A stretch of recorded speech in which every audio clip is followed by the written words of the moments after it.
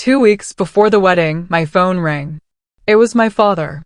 I had not heard from him in 3 months, so I thought maybe he was calling to check in, to see how I was doing, to ask about my life. I answered with a hopeful hello. But the first thing he said was not hello back. It was not how are you. It was not I've missed you. Instead, he said, Brooke, please don't embarrass me at the ceremony. That was it. That was the entire reason for his call. Not to connect. Not to invite me properly. Just to warn me. To make sure I knew my place. I held the phone away from my ear for a second, staring at it like it had betrayed me. Then I put it back and said, "Okay, Dad." My voice was calm, but my hands were shaking.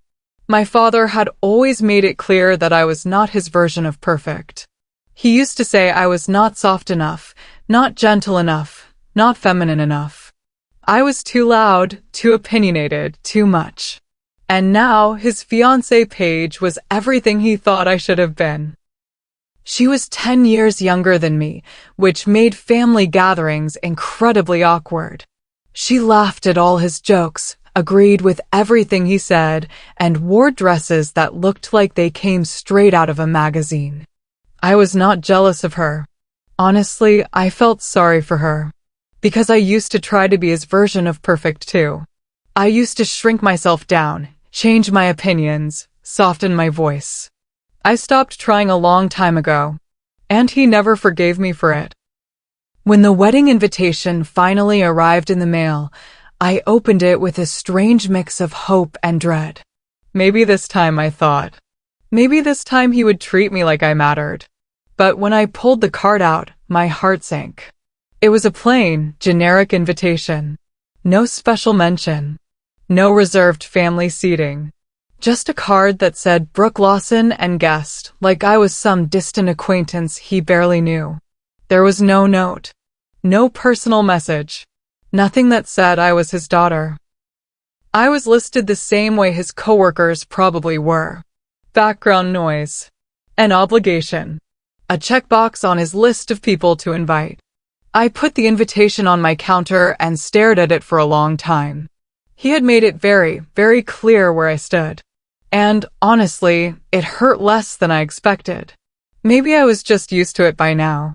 A week before the wedding, I called him to ask if I could give a toast at the reception. I thought maybe it would be a nice gesture, a way to show him I cared, a way to bridge the gap between us. He was quiet for a long moment after I asked. Then he said, in that careful, controlled voice he always used with me, "I think it's best if you just show up, Brooke." Quietly. Quietly. That word hung in the air between us. He did not say no directly. He did not explain why. He just made it clear that my voice was not welcome. That my presence was tolerated, but only if I stayed invisible. I said okay and hung up.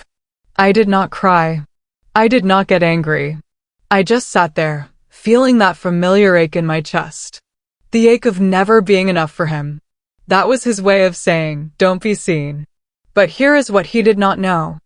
I was not a nobody anymore.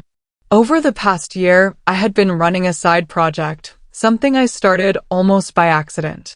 I had begun mentoring young women in business leadership. It started small, just a few coffee meetings with women from my network who wanted advice on navigating their careers. I would talk to them about negotiation, confidence, dealing with difficult bosses, finding their voice in rooms where they were told to stay quiet. And something happened that I did not expect. It took off. Women started reaching out to me through LinkedIn, through email, through friends of friends.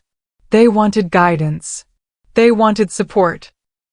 They wanted someone who understood what it felt like to be underestimated. And I gave them that. Because I knew exactly how it felt. One of my posts on LinkedIn went viral. I had written about being told to stay small, about how women are often punished for taking up space, about the importance of owning your worth even when no one else sees it. It resonated with people. Thousands of shares. Hundreds of comments. Women from all over the country started reaching out, telling me their stories, thanking me for putting words to what they had been feeling. I was overwhelmed in the best way, so I turned it into something real. I created an online course about leadership and confidence. Then I started offering one-on-one coaching sessions. Within 6 months, I had a waiting list. Within a year, I had a real business.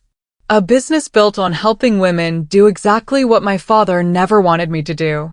Be seen. Be heard. Be unapologetically themselves. Then I got the email. I had been nominated for a Women in Business award. It was a big deal, the kind of recognition I never thought I would get. The ceremony was formal, with speakers and presentations and a seated dinner. I was honored and nervous and excited all at once. But when I read the details, I froze. The venue. I recognized the name immediately. It was the same place my father was having his wedding reception. Same building. Same date. Same time. Just one ballroom over. I stared at my computer screen, trying to process the odds. Out of all the venues in the city, out of all the possible dates, this was happening. I did not plan it. I could not have planned it. But it was happening. And suddenly, I had a decision to make. At my full-time job, I worked in human resources. I was good at it. Steady, organized, reliable. I handled employee relations, benefits, onboarding, all the behind-the-scenes work that kept a company running smoothly. My coworkers liked me. My boss trusted me. But no one at work really knew how complicated my home life was. They did not know about my father, about the way he treated me, about the years of feeling invisible. I kept my success and my scars separate. I did not talk about my coaching business much at work. I did not share my personal struggles. I showed up, did my job well, and went home. It was easier that way. Safer. But now, those two worlds were about to collide in a way I never could have imagined. My parents divorced when I was 10 years old. It was messy and painful, and my father blamed my mother for everything. He moved on quickly, dated a lot, and eventually stopped making time for me. My mother rarely spoke about him after that. She built a new life, focused on her career, and tried to protect me from his disappointment. But the week before the wedding, she texted me something that stuck with me. It was short and simple. Hold your head high, Brooke. You've earned it. She did not say earned what. She did not need to. She knew I had built something real, something meaningful, something that had nothing to do with him. And she wanted me to own it. That message meant more to me than she will ever know. It gave me permission to stop shrinking, to stop apologizing for being too much, to stop pretending I was less than I was. When I arrived at my father's wedding, I could feel the stares. Paige's family was there, looking polished and perfect, all dressed in pastels and expensive jewelry. They looked at me like I was just his moody daughter, the one who did not fit in, the one who made things awkward. None of them knew who I was outside of that label. None of them knew what I had built or who I had become. To them, I was background noise. The daughter who was too much trouble, too complicated, too different from what they expected. I smiled politely, made small talk, and blended into the crowd just like my father wanted. But inside, I was counting down the minutes until the awards ceremony next door. Because that was where I actually belonged. That was where people knew my name for the right reasons. The leadership awards ceremony started an hour before the wedding reception. I slipped out quietly and walked into the other ballroom. It was filled with women I admired, women I had worked with, women who had supported me along the way. When my name was called, I walked up to the stage, accepted the award, and gave a short speech. I talked about my journey, about being told I was too much, about finding my voice anyway. I shared my story honestly, vulnerably, powerfully. And when I finished, the room stood. A standing ovation. I felt tears prick my eyes, but I smiled and soaked it in. This was the moment I had worked for. This was the recognition I had earned. And then, as I walked off the stage, I heard it. Music. Coming from the next ballroom over. The wedding reception had just started. And I realized the two events were happening at the exact same time, in the exact same building, separated only by a thin wall. The two ballrooms were connected by a set of retractable divider doors. I had noticed them when I first walked in, but I did not think much of it. They were closed, separating the two events completely. But as the award ceremony wrapped up and people started mingling, something unexpected happened. The venue staff began opening the doors. Slowly, panel by panel, the dividers slid back into the walls. I do not know if it was planned or if they just wanted to create more space for both events. But suddenly, the two crowds were no longer separate. The business leaders and the wedding guests were all in one big, open space. The music from the wedding floated into our side. The chatter from our ceremony drifted into theirs. And people from both events started crossing over, curious, looking around, asking questions. It was surreal. Like two parallel universes colliding. And I was standing right in the middle of it. I swear I did not plan it that way. I did not ask the venue to open the doors. I did not orchestrate some grand reveal. It just happened. But as the two groups started to mix, I realized what was about to unfold. My father's guests were going to see me. Really see me. Not as his quiet, disappointing daughter, but as the woman who had just received a major award. As the woman who had given a speech that made a room full of professionals stand and cheer. As someone worth noticing. I felt my pulse quicken. Part of me wanted to leave, to slip out the back and avoid the whole thing. But another part of me, the part that had worked so hard to get here, refused to hide. I had earned this moment. And I was not going to run from it. So I stayed. I stood tall. And I waited to see what would happen next. I saw a coworker from my day job across the room and started walking toward her to say hello. I was just trying to be friendly, to connect with someone familiar in the middle of all the chaos. But as I walked through the crowd, something strange happened. People started standing. Not just one or two people. A lot of people. They clapped. They smiled. They nodded at me like I was someone important. I felt my face flush. I was not used to this kind of attention. Then I heard someone from the wedding side ask, "Who is she?" Another voice said, "I think she just won an award or something." And just like that, I was no longer invisible. I was no longer the daughter my father wanted to hide. I was someone the room noticed. Someone they stood for. And my father was watching the whole thing happen. I locked eyes with my father from across the room. He was standing near the head table with Paige, holding a glass of champagne, looking completely stunned. His face had gone pale. His mouth was slightly open, like he could not believe what he was seeing. He did not expect me to be the one people noticed. He did not expect me to be the one they stood for. He had spent my whole life making me feel small, telling me I was too much, pushing me into the background. And now, in the middle of his wedding reception, I was the one getting attention. Not him. Not his perfect bride. Me.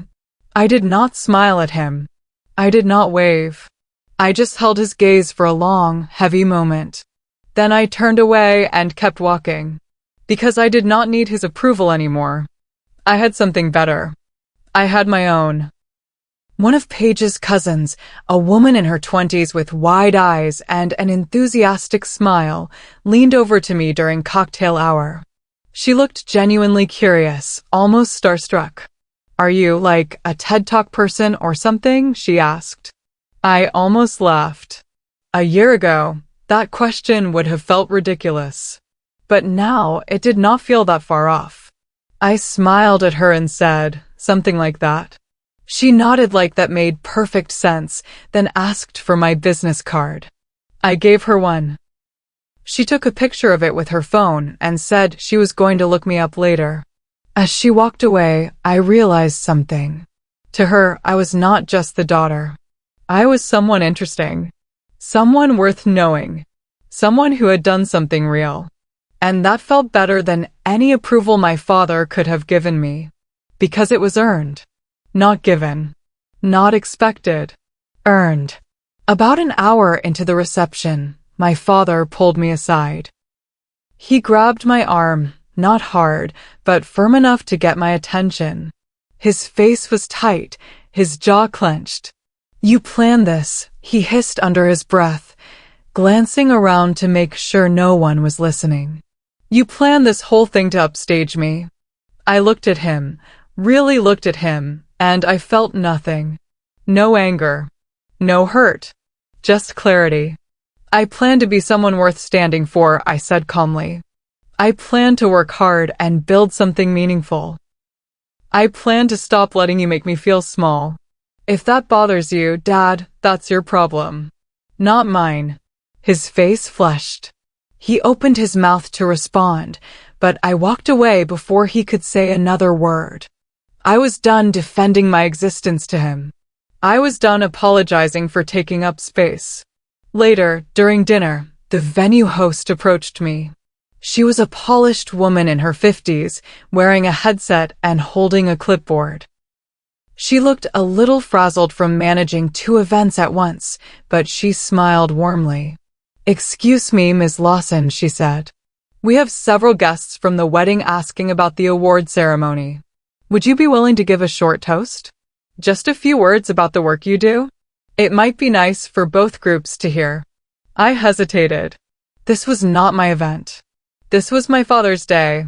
But then I looked across the room and saw him watching me, his face tense, his eyes pleading with me to say no. And in that moment, I made a choice.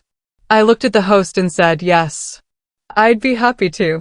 My father's face went pale. And honestly, I did not care. I stood up at the microphone a few minutes later. The room quieted down. People from both events turned to look at me. I took a breath and began. I spoke about women finding their voice in spaces where they were told to stay quiet. I talked about the importance of owning your worth, even when people try to diminish it. I talked about being told you are too much and choosing to be yourself anyway. I never said my father's name. I never pointed at him. I never made it about him directly. But he heard it anyway. He knew every word was for him. And so did everyone else. When I finished, the room erupted in applause. Real, deep, emotional applause. Not polite clapping. Not obligatory cheers. Real recognition. For once in my life, I did not shrink into the background. I stood in the light. And it felt incredible. The applause kept going. People stood again. Some were wiping their eyes. Others were nodding, like they understood exactly what I meant. A few women from the wedding side came up to me afterward and hugged me. One of them said, "I needed to hear that." "Thank you." Another said, "You are so brave." I did not feel brave. I just felt free. Free from the weight of my father's expectations. Free from the need to make myself smaller so he could feel bigger. Free from the belief that I was not enough. I had spent so many years trying to earn his love, his pride, his approval. And I finally realized I did not need it. I had built something real without him. I had become someone worth standing for. And no matter what he said or did, he could not take that away from me. That was mine. That night, after everything was over, I sent a recording of the speech to my mom. I did not expect her to respond right away. It was late, and I figured she was probably asleep. But within 5 minutes, my phone buzzed. She had sent me a text. Just 4 words. "He never deserved you." I read it over and over again, feeling something break open inside my chest. She was right. He never did. I had spent my whole life trying to be good enough for a man who was never going to see me. A man who was too focused on his own image, his own needs, his own version of perfection to ever appreciate the daughter he actually had. I cried that night. Not sad tears. Relieved tears.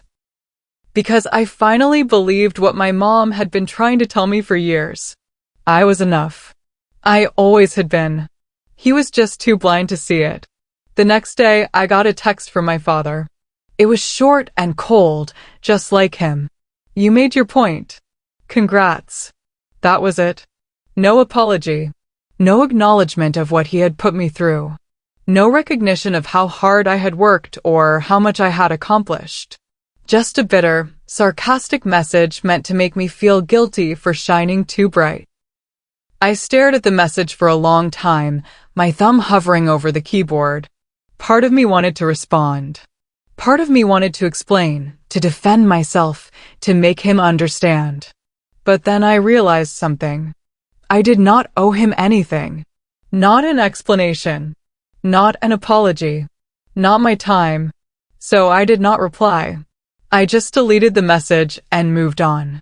Because he did not deserve my energy anymore. He had taken enough from me already. A few weeks later, I got an unexpected call. It was Paige. I almost did not answer, assuming she was calling to yell at me or defend my father. But something made me pick up.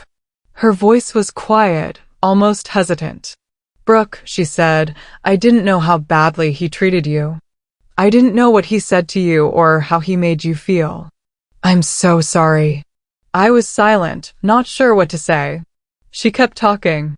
After the wedding, people kept bringing up your speech. And he got so angry every time. It made me realize he does this to everyone. He makes people feel small so he can feel big. And I don't want to be part of that anymore. I did not know what to say. So I just said, thank you for calling. We talked for a little while longer. She was starting to see through him too. And honestly, I felt bad for her. Because I knew exactly what that felt like. At a follow-up dinner a month later, a dinner my father hosted for close family and friends, something interesting happened. The entire night, people kept bringing up my speech. Not his vows. Not the flowers. Not the cake. Not the first dance. My speech. Person after person came up to me and told me how much it meant to them, how it made them think, how it inspired them to speak up in their own lives. My father sat at the head of the table, getting quieter and quieter as the night went on. He tried to steer the conversation back to the wedding, back to himself, but it kept circling back to me. And I realized something powerful. The moment he tried to silence me, the moment he told me not to embarrass him, became the one moment no one could forget.